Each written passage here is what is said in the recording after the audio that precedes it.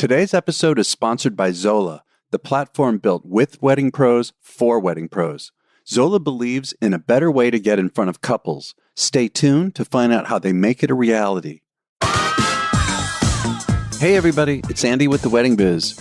Well, I broke the ice. In previous introductions, I've been talking about how I've been wanting to shake things up and boost my creativity and energy. So I signed up for a stand-up comedy class, and I've been going through quite a process. The big performance at a major comedy club and in front of friends, family, and the public is next week. And so I wanted to break the ice and do some performances at smaller open mics just to see how it feels and get used to performing what I've written and to see where the laughs are and where they're not. So I've done 3 open mics in the past week, and whoa, what a buzz. I have no issue talking on a microphone in front of people. I mean, I've done that 1,000 times with my entertainment company, in the events business, and also giving presentations. But this is different. And for me, it's been more about writing the material, really getting the content tight and knowing it so I can then work on the delivery of it and hopefully be comfortable. And it's interesting. One friend said to me, look, why is this such a big deal? Just have fun, tell the story. It doesn't have to be, so over the top. And, but the thing is, I'm far more deliberate, especially when I think of comedy and the comedians that I really love. I think that they're very deliberate, in terms of their certain words and phrases and the sequence of how I want to tell it, and to have laughs every certain amount of seconds. And the whole thing's 5 minutes, which is actually long.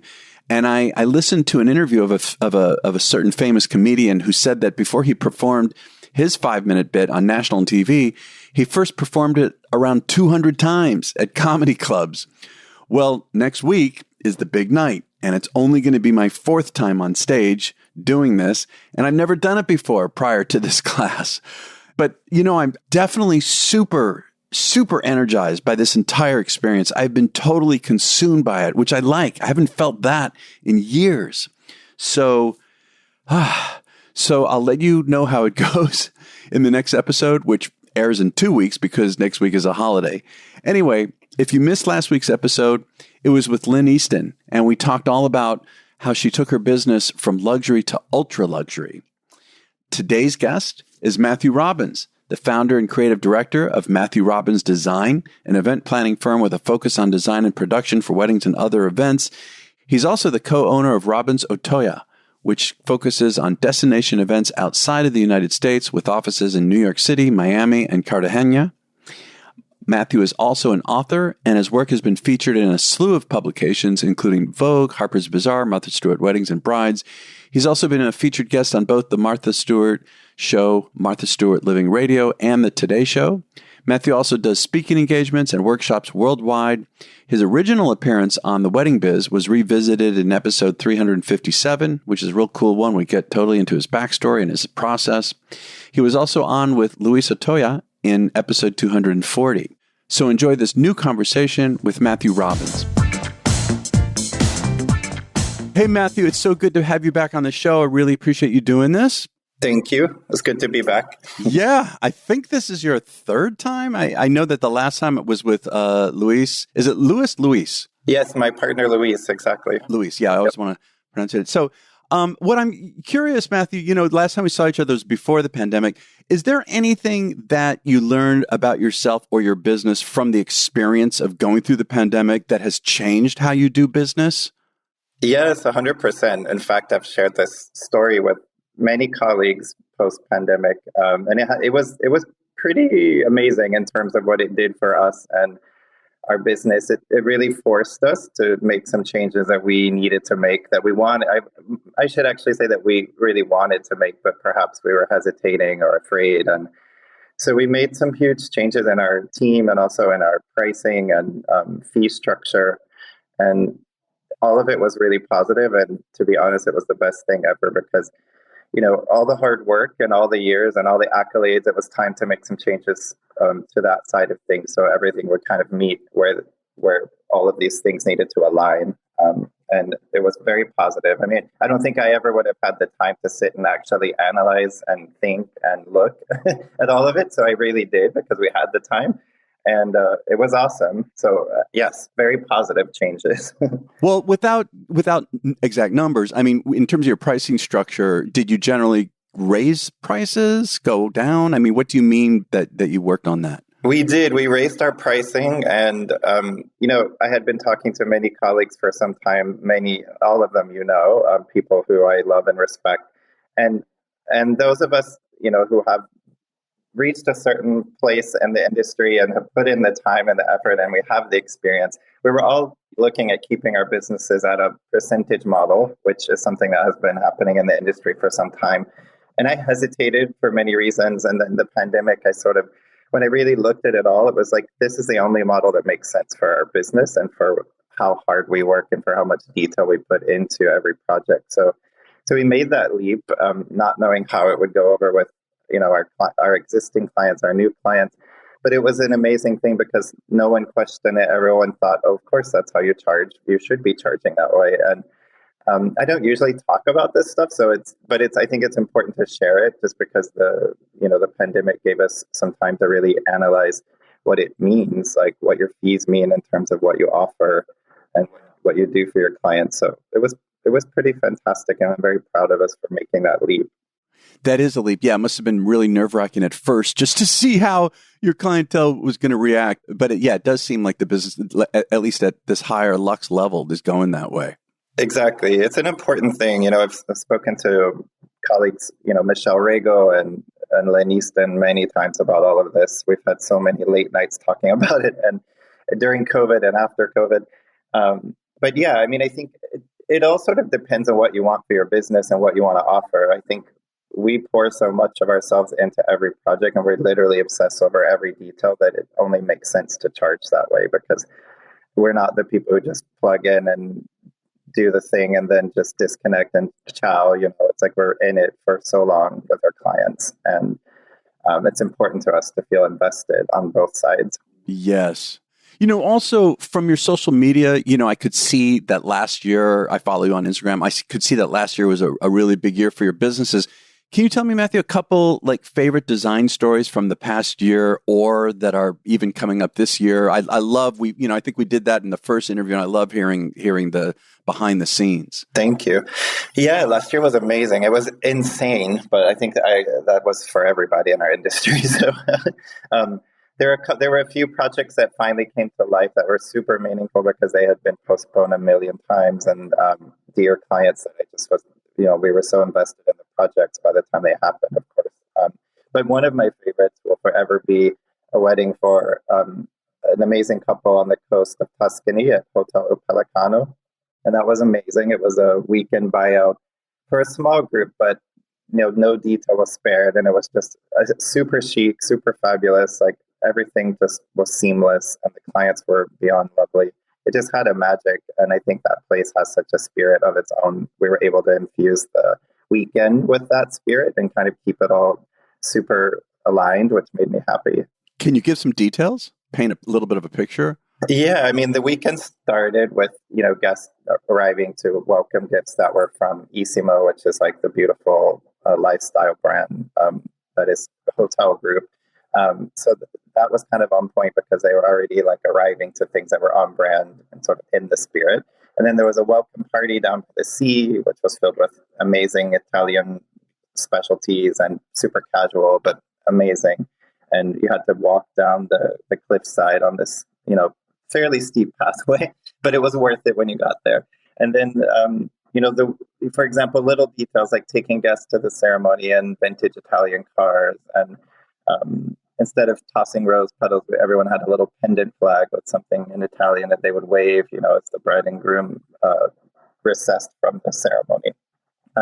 And then the weekend itself, just the decor, everything was so chic and so layered in a way that made sense for the property. It reflected our client's aesthetic, but it also didn't fight with the venue's aesthetic. And I think that's really important to us always. And but yeah, instead of ending with a brunch, we ended the weekend with a pool party that went until late in the evening on the day after the wedding. That was fabulous. And yeah, that was one of my faves. And then I think another highlight was one at Heckfield Place in the UK. And then that was in the countryside, so it was pretty special.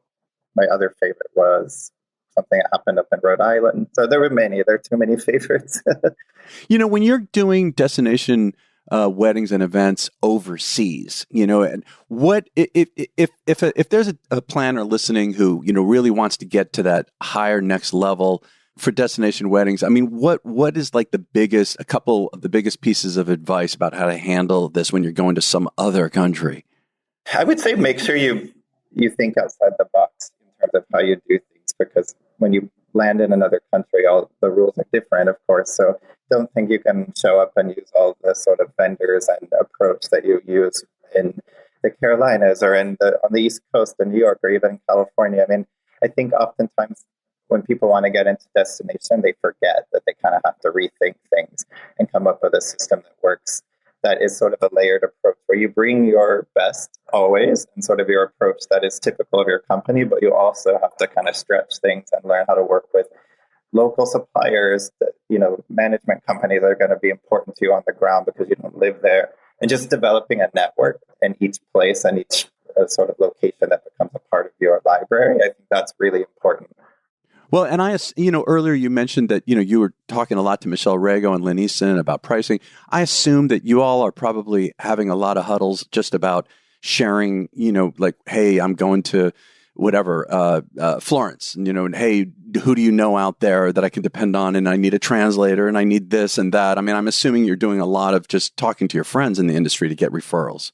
Yes, we do sometimes, although I would say our side, I would say probably we're more likely to reach out to local people that we know in other countries before I reach out to planners in the States. But if I go to a place I've never been, and I know that perhaps one of these colleagues has worked there, of course I'll say, do you have a favorite lighting guy there, or anyone I should just keep on my radar?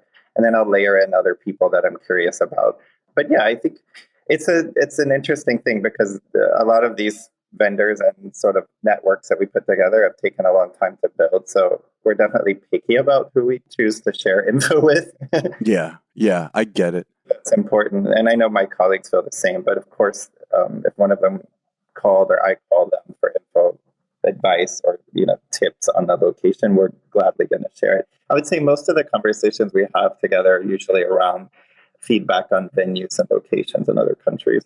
Were there any unexpected, just crazy challenges that occurred during any of these events overseas in the past year? And like, how did you manage through it? Crazy challenges. I'm trying to think. Not really. I mean, knock on wood. The challenges really were sort of coming out of COVID and getting, working your way around different countries and their constantly changing rules and regulations for who could come in and how. And, that all finally started to dwindle away last year, but it took some countries a long time, as you know, even up until later last year. Oh, yeah. So that was probably the biggest challenge. And just getting clients comfortable again with leaving their homes and being in another country, not knowing, what would happen if they tested positive or a friend tested positive for COVID. And it's so nice to have that behind us, but I'd say that was the biggest challenge. Zola initially revolutionized registries and wedding websites, but did you know that they're now changing the game for wedding pros too? That's because Zola is a different kind of platform, one built for how you work today. Create free listings tailored to your services that make your business look great, and there's no subscription required. Connecting with couples has never been easier. Zola vets all leads to bring you real couples who are a great fit for you in terms of your fee, your expertise, and your style. So gain control and grow your business with transparent, pay-to-connect pricing. Create your free listing and get your first few connections for free at zola.com/Andy. That's ZOLA.com/Andy. Matthew, you've been in the business a while now, and I just wonder, because I go through this sometimes where ups and downs where I get really, there was a point, it was actually a year before the pandemic, I was getting so burnt out on just doing this career so long, and Yep. And for me, the way that I was able to get out of it and reinvigorate myself was to get a business partner, and it just freed me up to do more of the creative and not as much of the business. He was better at that. Like, that did it for me. What about you? Do you ever have moments where you're like, I don't know, am I still really into this? Do you have that? Yeah, of course. I think I would be lying if I told you I didn't. I think, my background is art, and I mean, I studied to become a painter, so like I definitely relate to the sort of ups and downs of being a creative because I remember when I would be in my studio painting, there would be days when I would feel so on fire and inspired, and 2 days later, it was like I couldn't even pick up a brush or even look at a canvas because it was like I have literally nothing to offer. So, and I think it's the same for what we all do. I mean, we pour a lot of energy and creativity and focus into these projects, and this industry is demanding in a way that others are not. And I would say right before the pandemic, I was definitely feeling pretty burned out. I'm not going to lie, like yourself. And I needed a disconnect, and I don't think I even knew how to find it. So, if anything, I had to find that disconnect. I was forced into it, but it was really important for me. I know COVID was exhausting and tragic on so many levels, so I'm not making light of the situation. But in terms of my journey, there were days during the pandemic where I was literally in tears thinking like our industry is finished. But on the good days, I found time to really dive deep and look at what motivates my work. Why do I do what I do? Where am I going from here? And I think that if you didn't do that during that time, then perhaps something's wrong because like that was a real opportunity to look inward and also just question, yeah, why am I getting out of bed every day doing this? Like, what's it for? And I think that forced me to really look at how we approach the financial side, the planning side, the logistics, like how we partner, like, my partner, Luis, who is co-owner and like a huge piece of this business. We also learned to allow each other to take the pieces that we love and are really good at. I mean, Luis is much more of a financial person and he went to business school. So like he has that mind and he has a bigger focus on that than I do. But he allows me the space to be the creative one that I love to be. And I think, it's important to give each other those roles and also to let each other kind of own it. Well, what do you do, other than that, that you've got a business partner in your partner, what do you do to stay inspired and grounded, personally? Personally, good question. I would say for me, I'm lucky in that we made a shift many years ago to put a real focus on destination because the thing that inspires us probably the most is travel and just shaking up our perspective by going to new places. Or even if they're not new, just I like moving around. I like that energy that comes with kind of like not being in the same place for too long.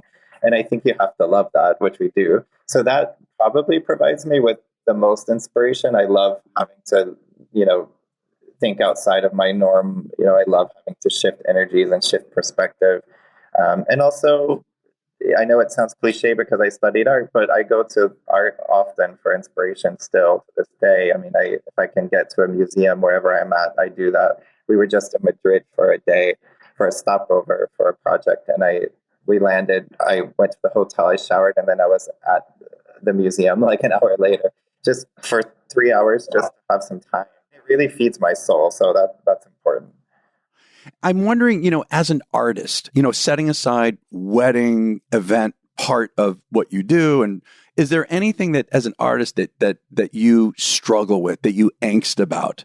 Going deeper here with that, is there anything currently that you are, dealing with in that sense? Oh, that's sort of on a creative side that gives me pause? Yeah, just as an artist.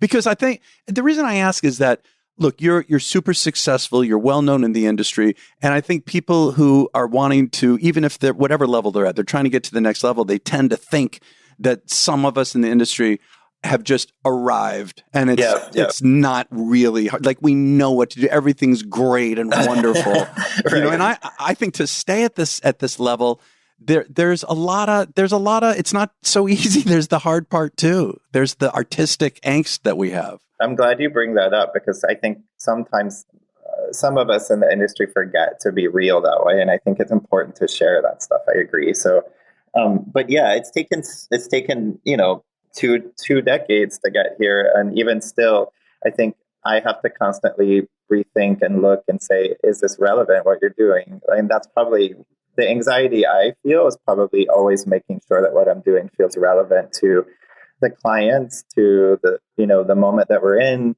to the location, and not just relying on old tricks. But I do think, having said that, important advice, there's a fine balance between understanding your aesthetic and staying true to that, because that is who, like my aesthetic, my work, my company's work, my team's work, that is what got us to where we are now. So I think maintaining the consistency is key. And there are moments where I'm like, oh my God, I should shake it up and I should be doing work like this. And yes, I should keep it fresh. And yes, I should challenge myself. But I think you have to know where to draw the line, because then if you fall off the edge and you're doing something that's just not you and you're not comfortable with, that's sort of a disaster, in my opinion. And I think you have to know when enough is enough, and like shaking it up, like, yes, but don't do something that isn't in your wheelhouse, because I think then it just doesn't look authentic, and it doesn't look curated, it doesn't look edited, it doesn't look real. So I think that's really important, to stay true to your brand and who you are throughout the process. Yeah. I've been talking about this a little bit in the past, my introductions to the past few episodes. I did something to shake myself up, which is not in my wheelhouse. And that was, seriously, I signed up for a comedy class where it culminates. Yeah, I got to give like a 5-minute stand-up routine in front of not just friends and family, but the public at a major. I love that. Yeah. And it's like, it is consuming. I mean, other than my work, it is the only other thing that I think about every day as I lead up to this. Yeah, I recommend it for everybody. But that's a good example of doing something personal that I think like shakes up your sort of spirit. That I love. I mean, I think like, but then you'll bring pieces of that to your business, I think, that make you even better, but you're going to still keep the core, I think, of what makes you special. So, but I love that you did that. I think that's awesome. Thanks. Well, look, before we go, so what do you dream about that you haven't done yet in the industry? Is there anything in particular that you'd really just love to do? Oh gosh, or even a place that you haven't gone yet to do? Yeah, good question. I definitely I'm dying to do another book. So that okay. Not for making money, because they don't really make money. Right. It's something. It's like a wonderful tool for expressing one's view, and I think like it feels like it's overdue, and I want to do that because I know that my aesthetic and my work has progressed and evolved, and it's much more refined than it was 15 plus years ago. Yeah. My first book. So 10 years. It was like 11 years ago already. I can't believe that. But that, and continue with our publication invited journal. That one got sort of delayed due to COVID, and we're almost finished with the next volume. And then in terms of travel, I don't know. I mean, I'm dying to see more of Asia. I mean, that would make me really happy. And spend more time in the south of France for fun, not just for work. So that would be nice. That's great. Yeah. Well, look, Matthew, again, thank you for taking the time. I always love talking to you, and it's just so great to catch up. So, yeah, really appreciate it. Of course, it's always a pleasure, and thank you for including me in your platform. And I look forward to doing it again. Absolutely. Thank you for listening to my conversation with Matthew Robbins. Be sure to check out his 2 websites, which is MatthewRobbinsDesign.com and RobinsOtoya.com. I want to thank our sponsor, Zola. Remember to go to zola.com/Andy to create your free listing and get your first few connections for free. As far as next week, we're not going to have an episode because of the holiday, so it'll be 2 weeks before the next interview. In the meantime, please subscribe to the podcast, to the Wedding Biz, so that you know when new episodes drop. And I would really love it if you could give a really good review wherever you get your podcast from. And follow us, particularly on Instagram @The Wedding Biz, and we'll see you in 2 weeks.